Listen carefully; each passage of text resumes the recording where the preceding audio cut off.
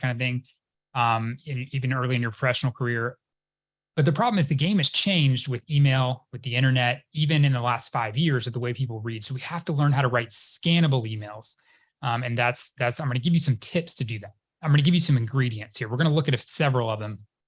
And I think this is going to be helpful and maybe kind of raise some, give you some thoughts here. And I'll tell you this. Don't worry about getting every single one of these down. Take one of these tips that I'm going to give you and put it into action this week. And I think it's going to make a difference. And once you do that, you can add another one in. Don't worry about adding all of these in at one time. Find one way that you can improve writing your emails. And honestly, this goes beyond email too. If you write LinkedIn posts, if you write blog posts, you can take some of this stuff and apply it there as well.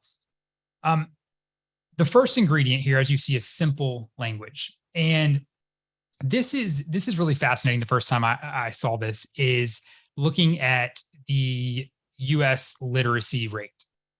And so as this kind of shows here, I think we have this idea that everyone has the same reading level we have, right? We're a smart crew here. We've got a bunch of financial advisors, highly educated people. We probably have very above average, probably far above average reading levels in our group, in our circle right here. We have to remember not everyone has that same level of literacy. And roughly, 52%, if I'm doing my math right here, have a 7th grade and below reading level. And this is American adults. Only 48% have an 8th grade and above. And you can look here too. It's only 12% that really have a advanced reading level. And so the problem is if we use a lot of complex language to communicate, we're actually doing ourselves a disservice when we're making it more difficult for people to understand what we're writing. We might think we're showing how smart we are and how intelligent we are, and we're being very professional and buttoned up. The reality is we need to speak more conversationally, more simple. Like simplicity is what sells in this case. And so what does that look like? It's a few things, but first it's fewer syllables. Like use shorter, smaller words. Like literally use simple words.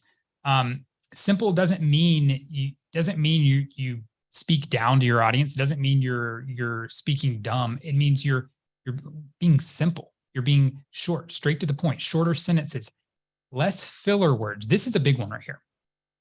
When we write, and I struggle with this, I have to be very intentional about doing this, is we use a lot of filler words and extra words that are not necessary. I'll show you what that is. Here's just some examples of empty phrases, filler phrases that we use a lot of. And maybe you can identify some of them in here that you use a lot.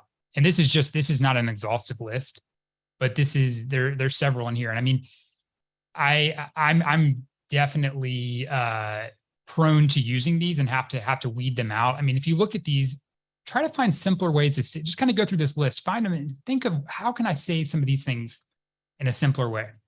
Like, for example, a majority of. You can just say most.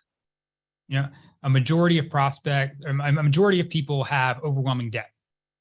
Most people have overwhelming debt. Like there's ways to just cut out these words, and it might not seem like a big deal, but when you compound it over, you remove 5, 10, 15 of these in an email, it can really make it punchier and more concise and straight to the point. And what does that do? Well, it helps with attention span because people have short attention spans and they want to get straight to the point.